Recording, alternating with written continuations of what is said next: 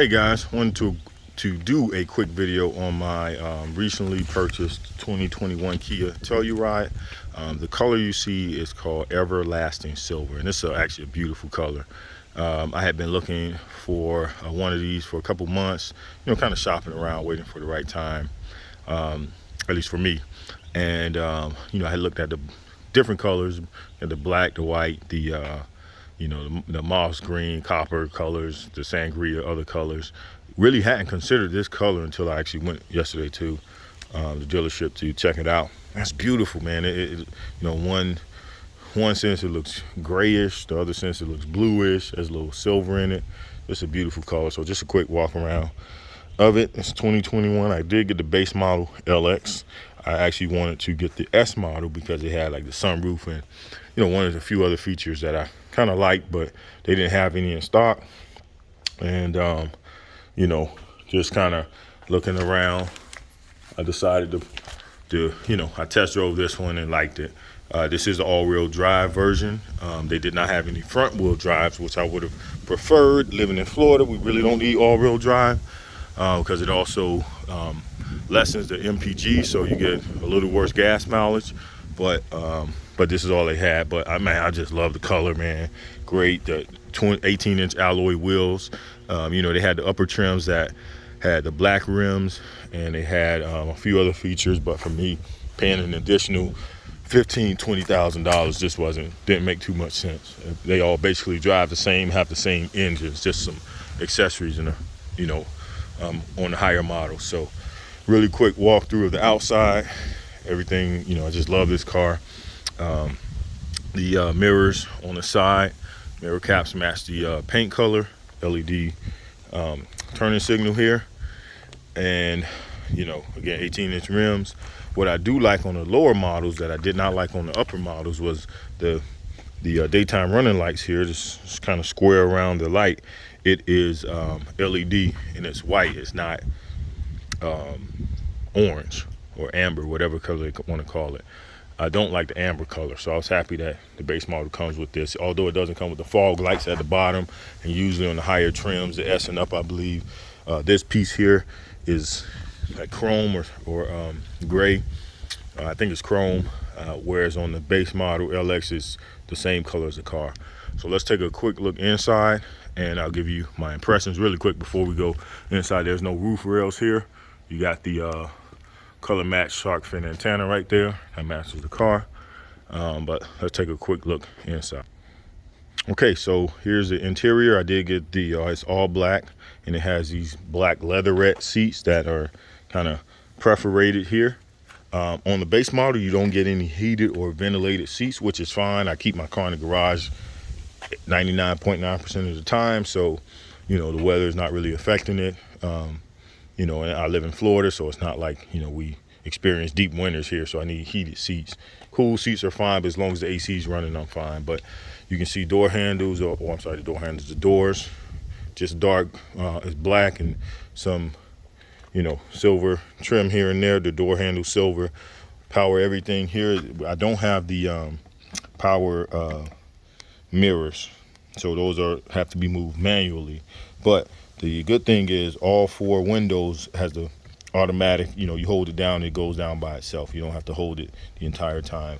You do have a safety feature where you can lock the mirrors here. But good, solid doors. Seats again are really comfortable. I am 6'4", and this is position for me. So when I sit behind the wheel, good wheel, everything's good. Steering feels good. I mean, this doesn't feel like the highest quality, but it's a good feel. Good notches here, nice thick steering wheel. All the voice commands and, all the controls here. If we go to the gauges here, you have analog gauges. I don't mind not having digital. I mean, you do have that small little screen right there, but it works for me. I also have a Kia Sedona 2017, and it's a very similar setup, so I'm very familiar with the setup here. We go to the middle. Here's the infotainment center here. You have the physical buttons and volume and power knob right here, and then the tuner knob with physical buttons over there as well. This is an 8-inch screen, I believe. You can't get the 10.5-inch, which covers the entire box here, and there's no physical buttons on it, but I prefer this. The screen here is plenty big enough. Everything's great.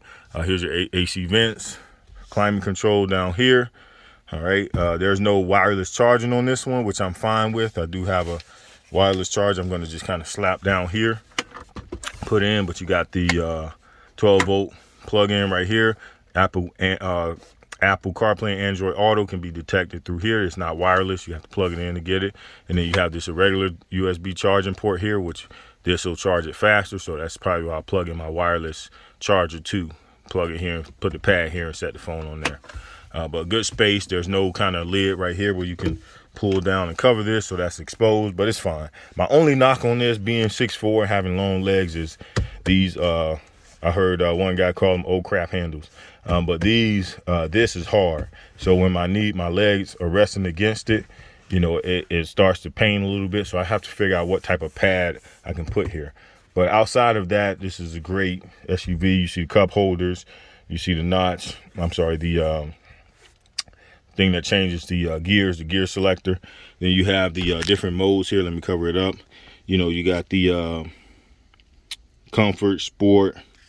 You can see it here. It's kind of, it's not on, car's not on, but you have comfort here, sport here, smart mode, snow, and eco. I had to turn it on eco mode, guys, because when I had it in sport mode, man, this thing has some kick. It's a 6-cylinder, naturally aspirated. It has some kick. It's not turbocharged, but this thing has some good power. And then you have the you can cut this off. I have to disable this. I don't like this feature where when you stop, the engine cuts off. That auto stop start thing. I always disable it. Only thing I don't like about it, you have to push this every time you get in the car. There's no way to permanently disable it, to my knowledge. You do have the auto hold in case you get the you know, you're stopped at a light and you want to take your foot off the brakes. It'll put the brakes on for you until you hit the accelerator. Then you have your emergency parking brake. It's digital, or electric, I should say. And then you got the parking sensors you can cut off. Console here, plenty room, plenty space here. You can put all kind of stuff in here. Take this tray out if you want, but it's plenty deep. Again, seats are leather wrapped, really soft, nice and comfortable. You know, it's not real leather, but hey, it works for me. And again, I'm 6'4", and I have about, let's see, about that much space in between my head and the top. So that's about maybe 5 inches or so. So it's plenty headroom. And I have this seat positioned in my desired location. So here's a look around the cabin. The video is, the visibility is really, really good. I was actually impressed. The visibility around it is really, really, really good. So I do like that. Again, this is not the S model or higher, so there's no sunroof, but I'm fine with it. Those are the rear AC controls. I'll show you when we get back there. But cabin space is really good.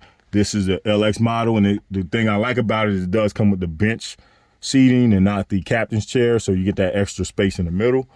But, you know, it works for me. So let's take a look in the back really quickly. All right, guys, here's a look at the second row. And I do have this seat adjusted to as if I'm sitting in it, and I can actually fit behind myself. So really quickly, you have the door pockets here. You do have a handle, a hook here. You can wire the cord around, and they do have these USB charging ports on either side of the seats. You can charge your phone with. 2 cup holders. You got a 12 volt plug-in down there as well. Again, you got the smaller seat over there and the longer seat here. And I have this position behind myself. So I'm 6'4", and I sit here, and you know, look, my feet, my knees barely touch. I can probably squeeze maybe a pinky in there. If I sit all the way back, I have plenty room. All right, I shut the door. You know, it's nice and comfy. It's spacious in here. I thought it would be a little more cramped because the car doesn't look that big. But sitting in here behind myself, I actually feel, one of the things I wanted was to be able to do that because I have 3 kids. All are going to be tall. All are already tall. So they can sit here with me as well. But if we look at the doors, you see you got the handle here. This is all soft, so that's good. This is hard plastic, but you know, door handle's great. Window speaker here. And you know, you got space down here for a water bottle and some other goodies. But for the most part, this is the second row. Other thing was the climate controls here. You can control everything from here as well. So it's pretty nice, pretty nice. The Blowouts are right here, and also in the third row, the blowouts are right there. So everybody has a AC vent that they can access. All right, so let's take a look at the third row. All right, guys, this is how you access the third row. You have a button down here you can push, or a button here, and this is more for those sitting in the back. So if we push this button, the seats kind of slide up on their own and gives you plenty room. And as the third row, you do have room for 3, but I would probably say 2 more so. But good space. If I were to climb back here myself, again, I'm 6'4", and I know I can't sit behind myself here, but my knees are kind of high. So if I pull this back as if I'm sitting behind somebody and slide it back, that's not the position it was in before, but it actually isn't bad. You know, look, now I look behind here, wherever position it is now, I have about, 3 or 4 inches of knee clearance. Again, this is not reclined all the way back. This is, so it'll be a little tighter if I was sitting back here, but I would probably have about 1 inch anyway. But if you see in the back, every row has USB ports you can plug in, which is great. 2 cup holders here. These are like slots that probably were meant for higher trims. You'll have accessories there most likely. Again, looking up, you got the dome light part there. You got the AC vents, and right behind us is the space for cargo, which we'll go back there and take a look. Again, same thing over here. Everything is mirrored. USB port, cup holders. Good space, guys. Again, I'm just so impressed with the space in here. So again, to get out, you push this button. Seat's gonna pop up real easy. And let me climb out of here. Push it up a little bit. There we go. All right. So that's a quick look at the third row. Let's look at the cargo space. Okay, so we're gonna go ahead and open up the rear hatch. This is not electronically controlled, so it is manual.